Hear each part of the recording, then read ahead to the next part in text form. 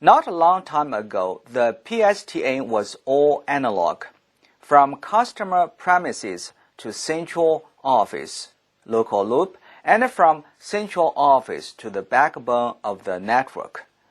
PSTN was simply designed for analog telephone calls. With the advent of personal computers, digital data transmission was needed. For voice calls, everything remained the same. For computers, modems were developed to allow the digital exchanges over existing analog PSTN network. Digital signals are modulated to analog signals and transmitted over the PSTN network. Only at the receiving end, analog signals are demodulated back to original digital signals. But analog signals have many disadvantages compared with digital signals. 1. Over the long distance, analog signals cannot maintain high quality. 2. Analog signals carry less information per second than digital signals. 3. Analog signals are not so flexible as digital signals in terms of data rate, services, and support. For these reasons, ISDN came to the rescue. ISDN is a set of international communication standards designed in 1980s and improved in 1990s. It is a digital network to transmit voice, image, video, and text over the existing circuit-switched PSTN telephone network. ISDN provides a single interface for hooking up your telephone, fax machine, and computers. Here is a simplified version of ISDN setup at a small office or home office.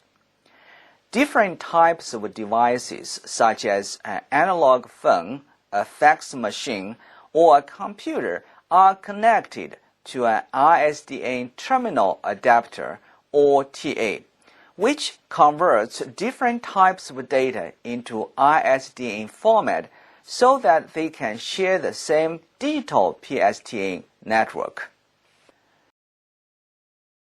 There are two ISDN options: Basic Rate Interface, or BRI, and Primary Rate Interface, or PRI.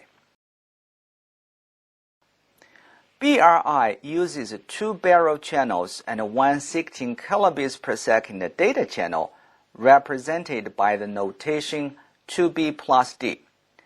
Barrel channel, by its name, bears traffic from point to point. It uses circuit switching method to carry data. Each barrel channel can carry data at the rate of 64 kilobits per second. Data channel might be confusing because data channel, or D channel, does not carry the real data. Instead, it carries information about the data and signaling information. Take a telephone call as an example. Data channel may carry information like session initiation and termination signals, caller ID, and etc. BRI is a common option for home users. This is an example of BRI setup at a small office or home office. 3 different types of data are converted to ISDN formats and then connected to ISDN through Network Termination 1, or NT1. NT1 controls electrical and physical termination of ISDN at a user's premise. Terminal adapter and NT1 are not necessarily two separate devices. They can be in one single box. PRI is commonly used by business and organization. This type of ISDN uses 23 barrier channels and one 64 kilobits per second data channel, represented by the notation 23B plus D.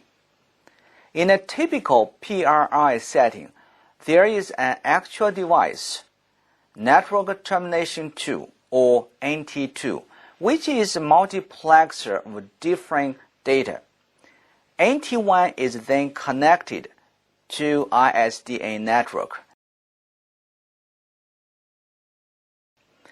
In last 10 years, ISDN has been replaced by many broadband Internet access connections, such as DSL, cable modems, and many other less expensive but faster technologies. Still, ISDN has its place as backup to dedicated lines and in locations where the broadband service is not yet available.